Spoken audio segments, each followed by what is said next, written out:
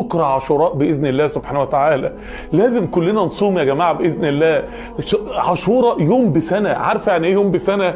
يعني لو انت الرسول صلى الله عليه وسلم يقول صيام يوم عاشوراء أحتسب على الله أن يكفر السنة التي قبله.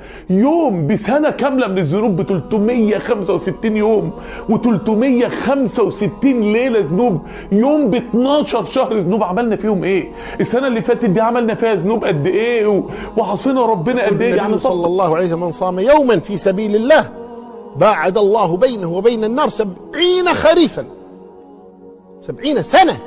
هو الريحة دي دلوقتي ربنا سبحانه وتعالى بيقول عليها ايه قدام الملائكة؟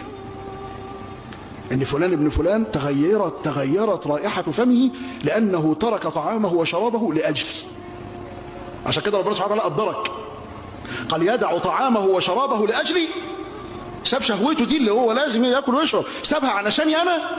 بس الملائكه ما تعملش حاجه، اكتب هنا صام يوما. طب يا رب بكام؟ كل العبادات بكام؟ لا لا لا، الصوم لي وانا اجزي. ما تكتبش انت حاجه، مش هتعرف حاجه.